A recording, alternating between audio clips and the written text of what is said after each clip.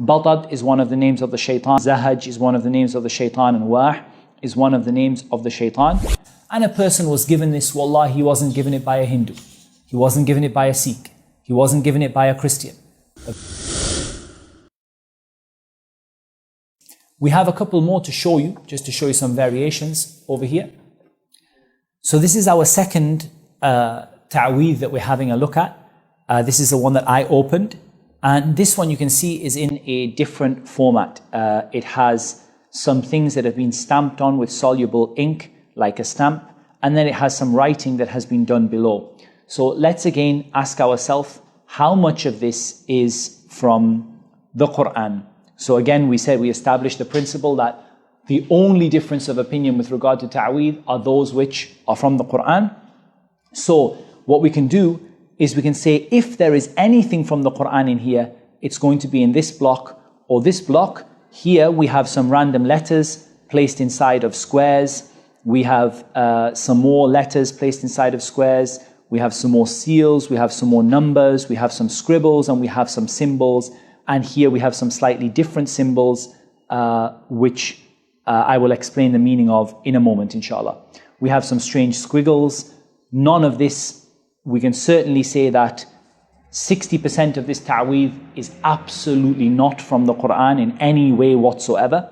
And if there were to be anything from the Quran, it would be in this. The problem is that it's mostly illegible.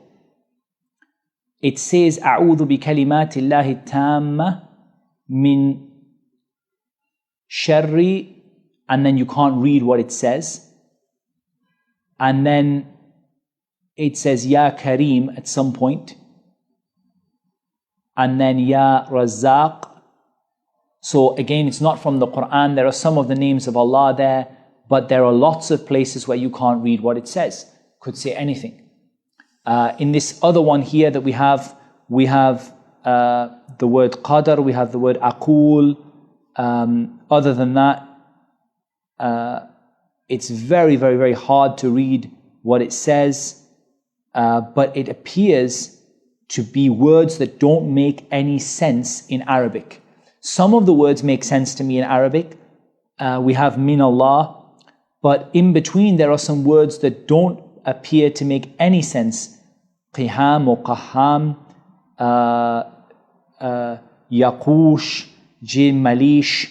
These are words that don't appear to make any sense in Arabic at all. We don't know what language they are in. They may be in only the language of the shayateen. In any case, we'll let them off and we'll say that perhaps part of this is from the Quran, it's illegible, part of this is from the dua. So then let's move on to see what is in the boxes. In the boxes is well known what is written here. What is written is Batad, Zahaj, Wah. And I know this because this is a 3x3 square. There are 3 squares by 3, it makes 9. And it's one of, in fact, it's the most famous of the magician's symbols that are used to attack and to destroy and to ruin people's lives. Batad is one of the names of the shaitan. Zahaj is one of the names of the shaitan. And Wah is one of the names of the shaitan. And here are the numeric symbols which add up to Batad, Zahaj, Wah. It adds up to 15 on all sides. 15 across and 15 down. 15, 15, 15, 15, 15, 15. And it spells the name of 3 of the shayateen. Here is written what is most likely the word Iblis, but it's hard to read and confirm. It might not be, but usually when they write it like this, it's usually the word Iblis. But in case we can't read it, it might not be the word Iblis. We can let them off on that. What we can be absolutely sure of is the following here. So there are some symbols that look like 3 alifs together and a ta and a ha. These symbols here refer to the worship of the stars. It's Babylonian magic. And it refers to worshipping Lahtatil, Qahtatil, Hattatil, Hathatil, and these various shayateen. And basically they have symbols, and you can see their symbols very, very clearly. On this paper here, their symbols are written one after the other in a symbolic language, which is like hieroglyphics. It's not Arabic, but each of the symbols is well documented in the books of magic, and each one of them refers to one of the 7 stars or the 7 constellations of Babylon. Then you have again written in here some strange symbols. Some of them are the stars of Babylon, and it may well have some of Allah's names in there, although it's not entirely clear. Huwa seems to be written there. If that is huwa, it's very hard to read. Or mah, it could be also. And here is written Ya Kaldim. That's a very strange word to use. There's a cross in the middle. Again, something Muslims don't use. And this is written in the shape of a magician's symbol. Then we have Huwa Razzaq. So that is something relating to Allah. And then some random words, random symbols, Qatatil, all names of shaitan. And then some other things are written there. Hat is written there, which clearly you've never seen in the Quran. And then Huwa is written at the end. These are nothing more than just a paper that is full of the names of shaitan. From beginning to end, it's full of the names of shaitan. Only this top part here could be potentially something from the Quran. It's very, very hard to read. It appears that this one is A'udhu bi kalimatillahi tamma, which makes sense. But it appears that this one is written in a language other than Arabic, with some Arabic words squeezed in there. Ikhwani, these are given to people who Arabic is not their first language. Let's be honest. They're given to people usually from the Indian subcontinent who Arabic is not their first language. So they see something that looks like it's written in Arabic. They see Huwa Razzaq and they think, that's in Arabic. I know that from the Quran. Few words, A'udhu bi kalimatillahi tamma. So they think this is from the Quran. And then when you look at it and read it, anyone who speaks Arabic fluently can see immediately that it's full of the names of shaitan. Full of the names of shaitan. Names shaitan, 1, 2, 3 names of shaitan, 4 names of shaitan, 5 names of shaitan, 6, 7, 8, 9, 10 names of the shaitan, just on this paper, just from what I can see, and I haven't even started interpreting it yet in terms of what else is on there. You can't carry a paper with 10 of the names of shaitan around your neck. That is not going to bring you any good. That is not going to bring you any barakah. And look at how they disgrace the names of Allah. Look at how they write Allah's name and then they write the names of the shaitan below it. And they seek help. And look at the random words. Look, crosses. SubhanAllah, the basic concept, Muslims don't write crosses.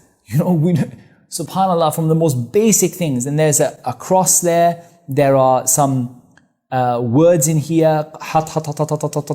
All of these different strange words that only the shayateen understand what they mean. Here, and then some other words, and then huwa, sattaw, khiyar, like bits, random words, 1 word of Arabic, 3 words of gibberish. And as you can see, this is not from the Quran. This is not what is narrated from Abdullah ibn Amr ibn al-As radiyallahu anhuma, if indeed it is authentic and there is some weakness in it. And likewise, all of these other things that are written here, none of this is from the Quran, ya ikhwani. This is nothing but the names of the shaitan, random words that are understood by the shaitan, and symbols and letters. And again, we can cover these boxes of 3 by 3. These are based upon, again, Persian magic, which is Zarkash Kawayan, which is a 10 by 10 square with letters and symbols that are written in order to worship the shaitan and to seek help from the shaitan at certain times. And a person was given this, wallah, he wasn't given it by a Hindu. He wasn't given it by a Sikh. He wasn't given it by a Christian.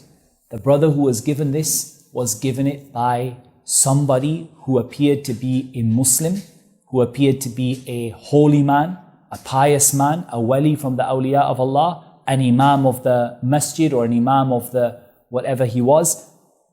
This is the man who gave him this. These people will not come to you with horns. They will not come to you and say, I am from Iblis. They will come to you and say, Assalamu alaikum, my name is Muhammad, look at my beard. And I will give you something that will heal you. Say, Alhamdulillah, I have something that will heal me. Alhamdulillahi Rabbil Alameen, Ar-Rahman Ar-Rahim, Maliki Yawmiddin. And Qul Huwallahu Ahad, and Qul A'udhu bi Rabbil Falaq, and Qul A'udhu bi Rabbil Nas. And the simple question you say to them is, okay, if this paper is so blessed to heal me, let me print out Ayatul Kursi from the Quran, print a page from Quran.com and fold it and tie it on my neck. What do you say? He will say it has no benefit. He will say, MashaAllah. Ayatul Kursi has no benefit, but your random has a benefit. This is nothing but worship of the shaitan, ya ikhwan. worship of the shaitan that takes a person outside of Islam? How about the miskeen person who hangs this around their neck? The miskeen person who hangs this in their home, in their office, seeking barakah, and it's bringing them nothing but loss and destruction day after day after day. And we haven't even, gone into it. If you study these in some detail, you can find even more names of shaitan in them, even more twisted words, even more evil in them. This is just looking at them from the outside, you can see. And the people's names are written on them. I think on the back of this one, the person's name was written on it. And what an evil, evil thing to happen to you. We ask Allah Azza wa Jal to keep you safe, and we remind all of you, if you have any ta'weez, any symbol, any writing, any strange boxes, any ayah of Quran that finishes with random letters or strange boxes that you can't understand, get rid of it. Go and take it and dispose of it in a proper way that is respectful to the ayat of Allah that are written there, but is going to remove this evil and this torture and this torment that will come upon you if you were to keep it with you. Because if you were to keep these with you, ma aflahta abada, you would never ever be successful. You would never ever have any success in your life, in this dunya or in the akhirah. So this is an encouragement. We again will post some links on how to destroy them, and we'll also post some links to a project which exists to educate people about the evil of these things, and some videos there as well, inshallah ta'ala. So we'll post the links to that along with this video, bi'idhnillah. So we ask Allah Azza wa Jal to keep you all safe. We ask Allah subhanahu wa ta'ala to protect us and to protect you with His protection. We ask Allah subhanahu wa ta'ala to teach us what benefits us and to benefit us with what He teaches us, and to guide us to the best of this world and the next. Assalamu alaikum wa rahmatullahi wa barakatuh.